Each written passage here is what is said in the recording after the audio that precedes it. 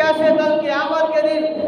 امام حسین کا سامنا کریں گے، کیسے لجپال نبی کا سامنا کریں گے، کیسے حضرت فاطمہ الزہرا رضی اللہ تعالی عنہا کا سامنا کریں گے کہ دیکھو میرا بیٹا حسین تو کربلا کی زمین پر شہید ہو گیا، میرے بابا محمد کے دین کے لیے، اس کے فرمان کے لیے، اس کی شریعت کے لیے، بتاؤ تم نے میرے اس بیٹے کی قربانی کو یاد رکھا یا بھلا دیا؟ بتاؤ میرے اس بیٹے کی قربانی پر تم نے کیا سبق حاصل کیا؟ اس وقت کیا جواب دیا جائے گا؟ تو غم حسین نے فرمایا، حضرت ام سلمہ رضی اللہ تعالی عنہا آپ ہی فرماتی ہیں کہ میں نے جنوں کو بھی حضرت حسین رضی اللہ تعالی عنہ پر روتے ہوئے سنا ہے، جنوں کو بھی۔ فرمایا ایھا القاتلون جہلا حسینا ابشروا بالعذاب تذلیل لقد رعیت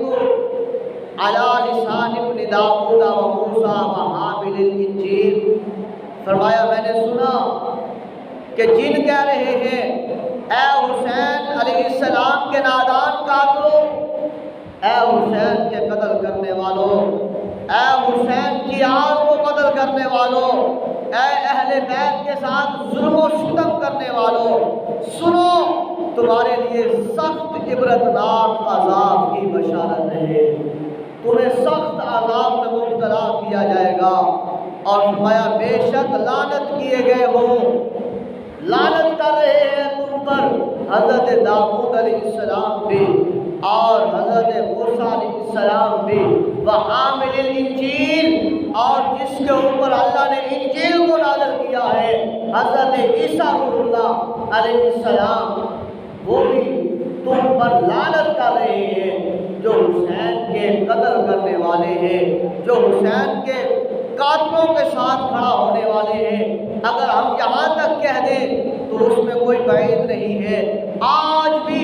کوئی یزید کے دفاع میں کھڑا ہوگا، قیامت تک جو یزید کے دفاع میں کھڑا ہوگا کہے گا کہ یزید حق پر تھا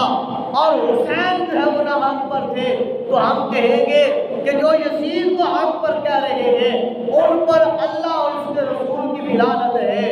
اور ان کے اوپر حضرت عیسیٰ علیہ السلام بھی لعنت بھیج رہے ہیں، اور ان پر حضرت